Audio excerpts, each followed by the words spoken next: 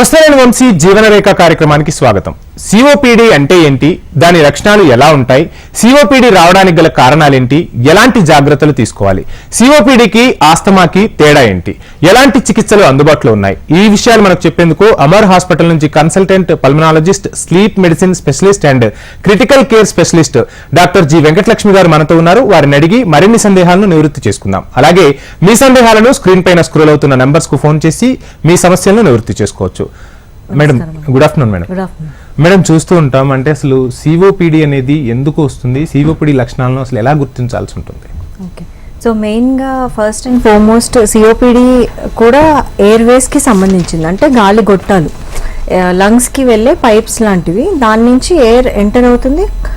Some part of COPD ఏమో ఎయిర్వేస్ని కూడా effect చేస్తుంది. సో ఎంఫైసిమా అనేది లంగ్ డిస్ట్రక్షన్తో కూడింది. వేరేస్ బ్రాంకైటిస్ ఇలాంటివి, మనకి బ్రాంకియోలైటిస్ అంటాం, చిన్నపిల్లల్లో వస్తుంది, అవన్నీ ఎయిర్వేస్కి సంబంధించినవి. సో పర్మనెంట్ డిస్ట్రక్షన్ అనమాట. ఇది ఆస్తమా లాగా రెస్పాండ్ అయ్యి ఇన్హేలర్స్కి కొంచెం నార్మలైజ్ అవ్వడము అలా ఉండదు. సిఓపిడి అనేది కొంచెం అంటే chronic disease plus breathing difficulty, cough, expectoration అంటే తెమ్మడి రావడము, బాగా ఆయాసం రావడము, వీటన్నిటితో పాటు మనకి పిఎఫ్టీ అంటారు, లంగ్ ఫంక్షన్ టెస్ట్, దానిలో చేంజెస్ కనపడాలి. ఇదంతా స్మోకర్స్లో బాగా బయోమాస్ ఫ్యూయల్ అంటారు, దానికి ఎక్స్పోజ్ అయిన వాళ్ళు, any kind of smoke for that matter can result in this kind of picture in the lungs. Madam, అంటే చూస్తూ ఉంటాం ఈ మధ్య కాలంలో స్ట్రెస్, అంటే ఐటీ పీపుల్ అవ్వచ్చు, లేదంటే నార్మల్ జాబ్ చేసే పీపుల్ విపరీతమైన స్ట్రెస్ ఉంటుంది.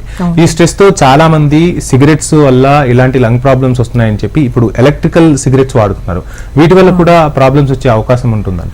ఎలక్ట్రికల్ సిగరెట్స్ అండ్ వేపింగ్ ఇవన్నీ even more dangerous. They lead to interstitial lung disease అంటే ఒక డిసీజ్ నుంచి బయింగ్ అ న్యూ డిసీజ్ అనమాట. So it's not at all a substitute. Smoking cessation అనేది మనకు సిఓపిడిలో ఫస్ట్ రీహాబిలిటేషన్లో ఫస్ట్ ప్రోగ్రామ్ అనమాట. అది చేస్తేనే ఆ తర్వాత మందులు పనిచేయడం కానీ ఇంకా ప్రోగ్రెషన్ అనేది తగ్గడం అనేది కానీ జరుగుతుంది. Without smoking cessation there is no way, and vaping is not an option, good option. Madam, COPD treatment కి ఎలాంటి చికిత్సా విధానం అమర్ హాస్పిటల్లో ఉంటుంది? అసలు సిఓపిడి బాధితులు మిమ్మల్ని సంప్రదించిన తర్వాత మీ చికిత్సా విధానం అనేది ఎలా సాగిస్తూ ఉంటారు? సో మెజారిటీ ఆఫ్ ద పీపుల్లో లంగ్ ఫంక్షన్ టెస్ట్, ఎక్స్రేస్ ఈ రొటీన్ చేస్తాము. అవసరం ఉంటే సిటీ స్కాన్స్, బ్రాంకోస్కోపీ ఇవి కూడా కావాలన్నమాట. Because there are many types. కొందరిలో ఏమో పుట్టుకతో వస్తుంది, ఆల్ఫా యాంటీట్రిప్సిన్ డెఫిషియన్సీ అంటారు. సో వాటిలో వాళ్ళకి ఆ ఎంజైమ్ సబ్స్టిట్యూట్ చేస్తే డిసీజ్ తగ్గే అవకాశాలు ఉంటాయి. సో కొందరికేమో లంగ్స్ మొత్తం పాడైపోయి upper part or lower part bullae అంటాం, బ్లెప్స్ లాగా చిన్న బుడగల్లాగా ఫామ్ అయిపోతాయి. ఆ పార్ట్ తీసేయాల్సి వస్తుంది. సో మెనీ ఇంటర్వెన్షన్స్ అవసరం వస్తాయి. కొందరికి ఒక పార్ట్ ఆఫ్ ద లంగ్ మొత్తం పాడైన వాళ్ళకి వాల్వ్స్ చేయడం కానీ, సంబంధించి సర్జరీ చేయడం కానీ, ఇన్హేలర్స్ కాకుండా ఇదంతా సింపుల్ ఫస్ట్ టైం విజిట్ అంటే నార్మల్గా ఫస్ట్ టైం 40sలో ప్రెజెంట్ అయిన వాళ్ళకైతే ఇన్హేలర్స్ సరిపోతాయి యూజువల్లీ. మేడం, అసలు సిఓపిడికి ఆస్తమాకి తేడా ఏంటి madam? Asthma is also an obstructive airway disease, కానీ దీనిలో రివర్సిబిలిటీ చూస్తాం. అంటే మనం ఇన్హేలర్ వాడిన తర్వాత రెస్పాన్స్ అనేది ఎక్కువ ఉంటుంది ఆస్తమాలో. వేరే సిఓపిడి అంత బాగా రెస్పాండ్ కాదు. ఇన్హేలర్స్కి 70% రెస్పాండ్ అవుతుంది అనుకోండి.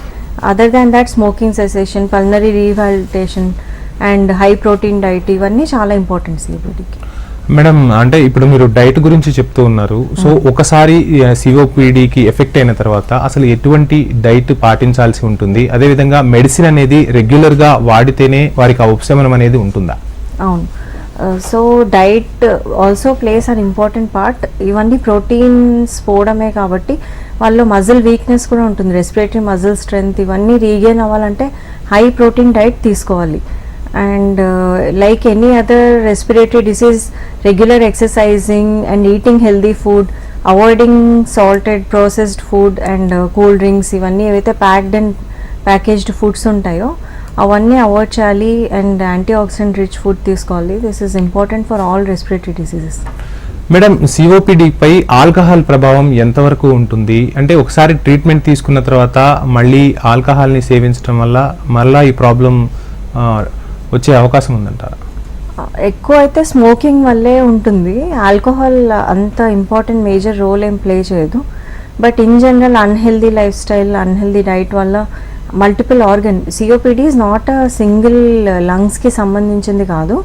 లంగ్స్ ప్రాబ్లం వల్ల హార్ట్ ఎఫెక్ట్ అవుతుంది ఫస్ట్, తర్వాత లివర్, తర్వాత ఇట్స్ ఎ సిస్టమిక్ ఇన్ఫ్లమేషన్ అనమాట. So in all the parts of the body there will be increased inflammation. Even alcohol తాగి ఇంకా అదర్ హ్యాబిట్స్ కూడా ఉంటే ఇది ఇంకా ఫాస్ట్గా ప్రోగ్రెస్ అయ్యే ఛాన్సెస్ ఉంటాయి. మేడం, సిఓపిడిలో ఇన్హేలర్ వల్ల ఎంతవరకు ఉపశమనం కలుగుతుంది? మీరు మీ దగ్గరకు వచ్చే పేషెంట్స్కు ఎంతవరకు ఇన్హేలర్ని సజెస్ట్ చేస్తారు? సో ఇన్హేలర్స్ అనేవి డైరెక్ట్గా లంగ్స్ మీద యాక్ట్ చేస్తాయి. Instead of taking a tablet which goes through circulates through out your body, in the stomach, in the heart, everywhere, inhalers will act directly in to the lungs. And ఎక్కడైతే మనకి అవసరం ఉందో లో డోసెస్లో మనకు అక్కడ effect వచ్చేస్తుంది. Initial స్టేజెస్లో when patient is responding to inhalers, so we mild to moderate COPD will respond to inhalers. అలా కాకుండా when the disease severity increases more than one time in the year, more than 2 times a year పేషెంట్కి admissions అవసరం వస్తున్నాయి, అప్పుడు inhalers కాకుండా oral medication, రోఫ్లిమిలాస్ట్ అని ఇలాంటి tablets ఉంటాయి కొన్ని, అవి కూడా స్టార్ట్ చేసుకోవచ్చు. మెయిన్గా ఇన్హేలర్స్లో మనకు టైప్స్ ఉంటాయి, షార్ట్ యాక్టింగ్, లాంగ్ యాక్టింగ్, ఇంకా ట్రిపుల్ థెరపీ అని, కాంబినేషన్స్ ఆఫ్ లాబా లామా అని ఇవి ఉంటాయి. ఇవైతే మనకి కరెక్ట్ డోసెస్లో వాడితే మంచి రెస్పాన్స్ వస్తుందండి. At least in the first few years of the disease, along with smoking cessation, inhalers will give very good results, and triple therapy for severe disease is recommended మా సైడ్ నుంచి. మేడం, సిఓపిడి వచ్చింది అని గుర్తించడానికి ఎలాంటి టెస్టులు చేస్తారు? ఆ టెస్టులు వచ్చిన తర్వాత అసలు ఎంత భాగం వరకు ఎఫెక్ట్ అయినది ఎలా తెలుస్తుంది? సో మెయిన్గా అయితే మనకి ఎక్స్రేలోనే చాలా వరకు ఫీచర్స్ అర్థమవుతాయి. ఆ తర్వాత in some people if X-ray is normal, వాళ్ళలో కూడా ఎయిర్వే ఫంక్షన్ అనేది నార్మల్ ఉండకపోవచ్చు. So pulmonary function test, we may go one step ahead to find any cystic lung disease కానీ ఇంకేమైనా ఎఫెక్ట్ చేస్తున్నాయి లంగ్స్లో, ఎనీ అదర్ కాంప్లికేషన్స్ ఉన్నాయా అనేది చూడడానికి హెచ్ఆర్సిటీ అంటే CT scan of the chest and 2D echo కూడా అవసరం వస్తాయి. To know whether heart is also affected, cor pulmonale అంటారు. వన్స్ లంగ్ ఇంత సివియర్గా ఎఫెక్ట్ అయినప్పుడు some pressure falls on the heart also. So దాని తర్వాత ఇంకా అడ్వాన్స్డ్ మెకానిజమ్స్ ఉంటాయి, డిఎల్సిఓ కానీ, అంటే ఎంత బ్లడ్లో ఉన్న ఆక్సిజన్కి మన లంగ్స్లో వెళ్ళే ఆక్సిజన్కి డిఫరెన్స్ ఏమైనా ఎక్కువగా ఉందా, CO2 రిటెన్షన్ ఏమైనా ఉందా, కామన్గా ఇవి చూస్తూ ఉంటాం. సో బ్లడ్ గ్యాస్ అనాలిసిస్ కానీ డిఎల్సిఓ కానీ నీడ్ అవసరం ఉంటుంది డిపెండింగ్ ఆన్ ద పేషెంట్. కొందరికి ప్లెయిన్ ఎక్స్రేలోనే అర్థమవుతాయి. మేడం, మీరు స్లీప్ మెడిసిన్కి సంబంధించి కూడా స్పెషలిస్ట్గా ఉన్నారు. సో ఇప్పుడు మారుతున్న జీవనశైలి అవ్వచ్చు, రకరకాల జాబుల్లో ఉన్న స్ట్రెస్ వల్ల చాలా మంది ప్రభావం అవుతూ ఉన్నారు.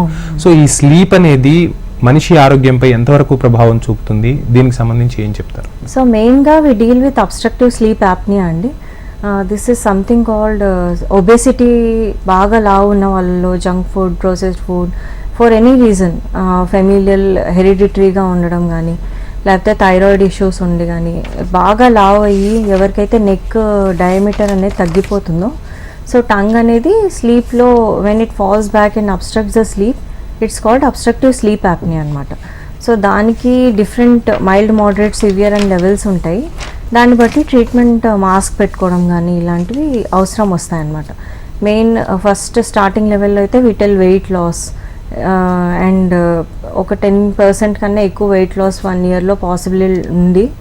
దానివల్ల మనకి వచ్చే ప్రాబ్లమ్స్ డయాబెటీస్ కానీ, హైపర్ టెన్షన్ కానీ ఇవన్నీ తగ్గుకుంటూ వస్తే మెల్లిగా we can try without even mask, లేకపోతే సిప్యాప్ అంటారు, హోమ్ సిప్యాప్ ట్రీట్మెంట్ అనేది అవసరం వస్తుంది. మేడం, సిపిఓడికి అమర్ హాస్పిటల్లో ఎలాంటి చికిత్సా విధానాలు అందుబాటులో ఉన్నాయి? అంటే చాలా మందికి అపోహలు ఉంటాయి, ఎలా డాక్టర్ని కన్సల్ట్ అవ్వాలి, ఎవరిని కన్సల్ట్ అవ్వాలి అనేది చాలా మంది అపోహలు ఉంటాయి. సో ఈ అపోహలు తొలగటం కోసం మీ దగ్గర కౌన్సిలింగ్ విధానం ఎలా ఉంటుంది, అదేవిధంగా చికిత్సా విధానాన్ని ఎలా చేస్తారు మీరు? So we have a rehabilitation centre, smoking cessation clinic, Wednesdays అలా స్మోకింగ్ సెసేషన్ క్లినిక్స్ కూడా నడుపుతాం. ఒక గ్రూప్ లాగా people can come together and give a thought about quitting smoking. వాళ్ళకి నికోటెక్స్ గమ్స్ కానీ, ప్యాచెస్ కానీ, ఇంకా ఏమైనా సపోర్టివ్ మెడికేషన్స్ అవసరం ఉంటే అవి కూడా యాంటీ క్రేవింగ్ మెడికేషన్స్ ఉంటాయి, సో అవి ఇస్తాము. అండ్ రీహాబిలిటేషన్ అంటాం, అంటే చెస్ట్ ఫిజియో కానీ మనకి ఎక్సర్సైజింగ్ కానీ ఆ ట్రీట్మెంట్ ఉంటుంది. Other than that we have pulmonary function testing, CT scans or whatever advanced tests we need, bronchoscopy ఉంది. So main recognition of the COPD is important. Then starting on the proper inhalers, compliance from the patient, ఈ inhaler therapy సరిగా వాడుతున్నారా లేదా అనేది కూడా important. Because if the technique is not correct when we are using low doses, it won't be effective in decreasing the disease process. Madam, COPD treatment అయిపోయిన తర్వాత patient ఎలాంటి జాగ్రత్తలు తీసుకోవాలి, ఎంత తొందరగా రికవర్ అయ్యేందుకు ఛాన్స్ ఉంటుంది? సో సిఓపిడి అనేది రికవరీ కన్నా కూడా we can expect some control. And అంటే ఇయర్లీ ఎక్సాసర్బేషన్స్ అంటాము. ఆల్రెడీ లంగ్ డిసీజ్ ఉన్న వాళ్ళలో బాగా నిమోనియా కానీ ఏమైనా నిమ్ము కానీ చేరుకున్నప్పుడు వాళ్ళకి హాస్పిటలైజేషన్ కానీ ఆక్సిజన్ బాగా పడిపోవడం కానీ ఈ నీడ్స్ వస్తాయి. సో ఇలాంటి ఎపిసోడ్స్ ఎన్నిసార్లు వస్తాయో ప్రతిసారి లంగ్ కెపాసిటీ అనేది చాలా ఫాల్ అవుతుంది, బేస్ లైన్కి ఇంకా చాలా డిక్రీజ్డ్ లెవెల్స్లో ఉంటుందన్నమాట. ఈ ఎక్సాసర్బేషన్స్ తగ్గించుకోవాలంటే ఇన్హేలర్స్ రెగ్యులర్గా వాడాలి, వ్యాక్సినేషన్స్ తీసుకోవాలి, healthy lifestyle like diet, exercise and avoidance of even passive smoking. Passive smoking అనేది అంత సీరియస్గా మనం తీసుకోకపోయినా it's very significant contributing factor. Like పక్కన వాళ్ళు స్మోక్ చేస్తున్న, బయోమాస్ ఫ్యూయల్ ఎన్నో ఫ్యాక్టరీస్లో ఆక్యుపేషనల్ లంగ్ డిసీజ్ అంటాం. సో ఈవెన్ ఆక్యుపేషనల్గా స్మోక్స్ కానీ ఫ్యూమ్స్ కానీ ఎఫెక్ట్ అయినప్పుడు వాళ్ళు కూడా రెగ్యులర్గా చెకప్స్ అండ్ PFTs చేసుకుంటూ ఉండాలి. Even when we go to some factories for health checkups, like from Amor hospital, we'll directly go to some site visits where we'll do pulmonary function tests and we'll identify who all the employees who are affected from the disease. ఎవరిదైతే lung function admission అంటే joining of the department కన్నా ఇంకా తక్కువ ఉందో, ఎవరికైతే inhalers treatment ఉందో, some people may need even job change. So అలాంటి suggestions అవన్నీ మేము ఇస్తూ ఉంటాం కంపెనీస్. మేడం, స్మోకింగ్ వల్ల ఇంకా ఎటువంటి లంగ్స్ ప్రాబ్లమ్స్ వస్తూ ఉంటాయి? స్మోకింగ్ ఎంతవరకు ఈ లంగ్స్ ప్రాబ్లమ్స్ రావడానికి కారణమవుతుంది? So smoking effects almost every part of the body, I should say, starting from heart attacks to strokes to lung cancer, cancer of many parts of the body, to stomach, esophagus, almost every cancer will have a etiological factor as a smoking anamata. So basically when we are smoking inside the fumes coming from a cigarette, we are putting in lot of oxidants pressure on the body. So antioxidants అన్నీ యూజప్ అయిపోయి కూడా body repair mechanisms అనేవి hinder అయిపోతాయి smoking వల్ల మనం చేసే. And in built దానిలో కూడా when burning thing, anything that is burning, cigarette కానీ బయోమాస్ కానీ, they will have carcinogens inside, like carcinogenic substances ఉంటాయి ఏవైతే క్యాన్సర్ని స్టిమ్యులేట్ చేస్తాయి. సో రిపేర్ మెకానిజం తగ్గుతుంది, క్యాన్సర్ స్టిమ్యులేట్ కూడా అవుతుంది. In both ways, in 10 years smoking will definitely lead to some sort of health issue in a person. And more than that, ఈ early age group లో ఏదైతే cancers చూస్తున్నామో, ఒకటి stress, another thing is this chain smoking trend what we are seeing in youngsters specially. lot of young people come to me who are living away from the families that we are not able to quit. We hardly find their age to be 16, 17, 20 and they are already smoking since 5 to 6 years. They're going on chain smoking. So ఇవన్నీ early ఏజ్లోనే COPDs రావడం, early ఏజ్లోనే lung issues రావడం, breathing difficulties, lung cancers ఇవన్నీ cause చేస్తాయి. Madam, COPD పేషెంట్సే కాకుండా, అంటే smoking వల్లే కాకుండా ఇప్పుడు మనం చూస్తూ ఉంటాం, అంటే పొల్యూషన్ అనేది కూడా విపరీతంగా పెరిగిపోయింది. అదేవిధంగా చాలా మంది కార్మికులు వర్క్ చేస్తూ ఉంటారు ఆ ప్లేసెస్లో, అదేవిధంగా కెమికల్ సంబంధించి రిలేటెడ్గా కూడా వర్క్ చేస్తుంటారు. ఆ కెమికల్ అదేవిధంగా ఈ పొల్యూషన్ వల్ల కూడా లంగ్స్కి ఎంతవరకు ఎఫెక్ట్ పడుతుంది? అలా పడకుండా ఉండాలి అంటే వాళ్ళు ఎటువంటి జాగ్రత్తలు తీసుకోవాలి madam? So respirators and mask అనేవి యూజ్ చేయొచ్చు, especially people who are more అంటే దానికి ఎక్స్పోజ్ అవుతాము ఖచ్చితంగా అన్నప్పుడు. And companies can take their own steps like humidifiers ఉంటాయి, వెంటిలేటర్ మెకానిజమ్స్ ఉంటాయి, జెట్ వెంటిలేటర్స్ ఉంటాయి.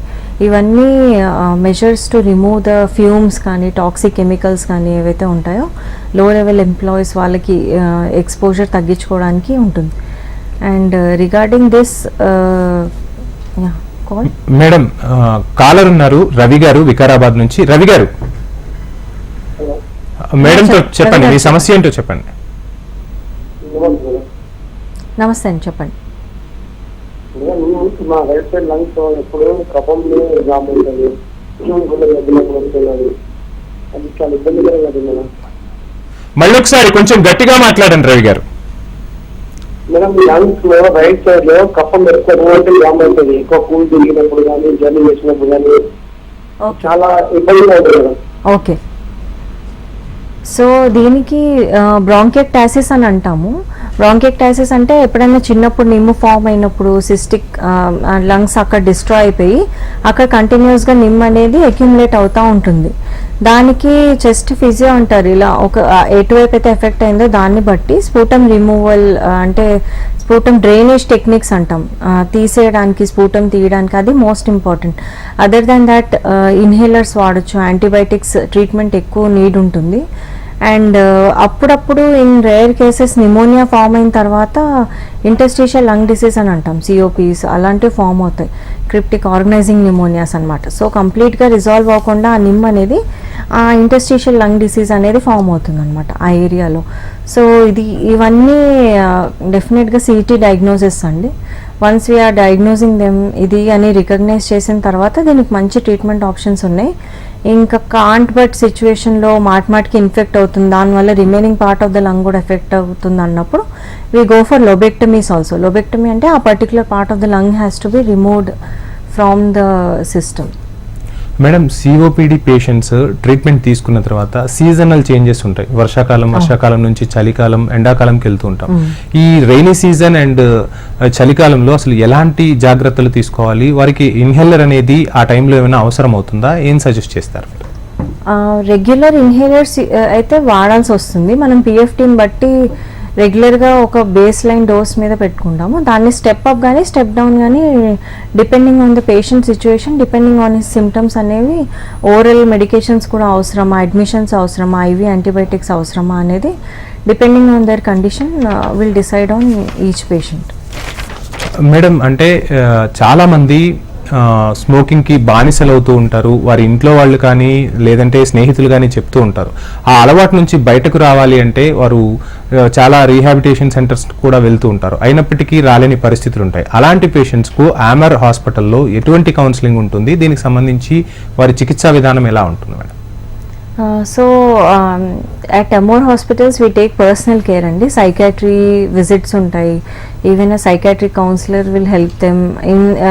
ఇంకా అవసరం ఉంటే will try to admit them and counsel them.